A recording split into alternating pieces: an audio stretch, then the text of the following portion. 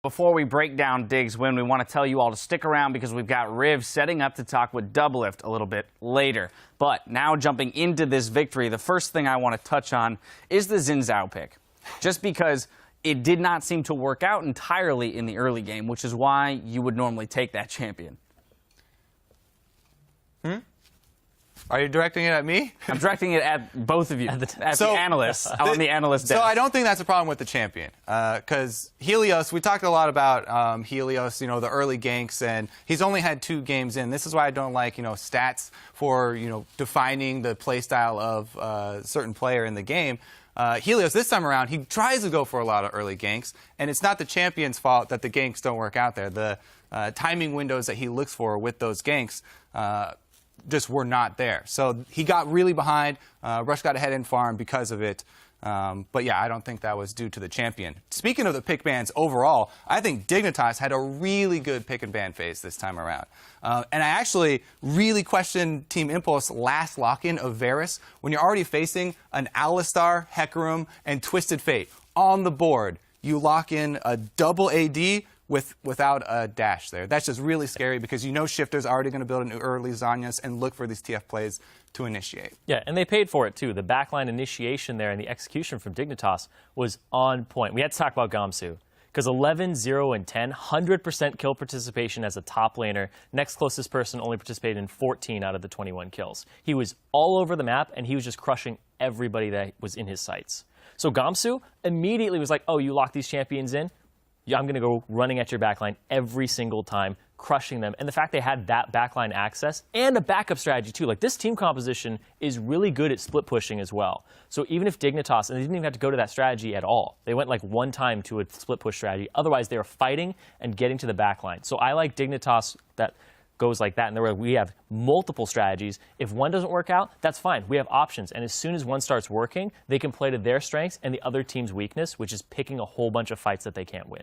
Yeah, and they did take a little bit of time to ramp up into this game. We saw essentially a CS differential in favor of Impulse across all 3 lanes leading up to that 10-minute mark, and it wasn't until Dignitas was able to find a few picks and capitalize on them that they were able to pull themselves back into contention for the gold lead. Yeah. Team Impulse, they had really good individual play, but again, the drafting and the team play from Team Dignitas is what got them. Yeah, I haven't really seen a much better example of the whole 5 fingers make a fist in a unit in a very long time in this Dignitas squad. I know. All right, well, I do want to jump into our replay. We're going to go 18 minutes into the game.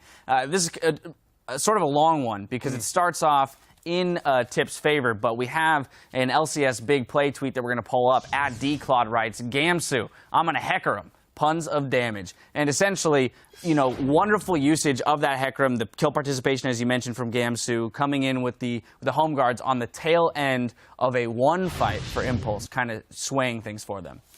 All right, so let's start this one off. Roll the clip here, and we'll see the beginning of this is, sort of classic Team Impulse here. They're trying to disengage, and they use the Gen Ultimate and Xiao Wei Xiao's Chain of Corruption, and they actually get it off. And they got a lot of damage onto Helios here. And so here's the highlight for Impulse, so their ability to chase people down, kill people in these, spread out team fights. Now, though, they're overextended, and this is the beauty of the team that Dignitas drafted. They've got the long-range teleports here coming in from both Twisted Fate and Hecarim, and they're looking at specifically punishing Impulse's over-aggressive move here, trying to get the objective after one of their spread-out team fights where they sort of just brawl you off of the map.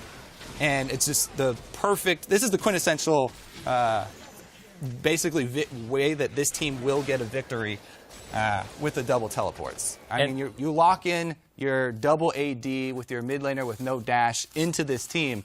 You got to be really prepared for those types of plays, because if you do not hit perfect Chain of Corruption and Janna Ultimate, then that team is going to engage on you. They also got the first pick, Alistar, the Kiwi kid, was great all game. Yeah, I'm looking forward to seeing what happens with the league with this Dignitas in it, because they have the best punish game out of all teams at the moment. We've seen if you make one mistake, they're the whole, we're going to take your whole arm if you give us a finger. Well, we'll continue to look to see if they can improve their early game so that they don't have to make those huge punish plays to get back into it. Now, a lot of people have been following the story of Doublelift's basketball injury this week on Twitter. Here we see the team taking time away from their practice schedule to recreate the scene of the crime.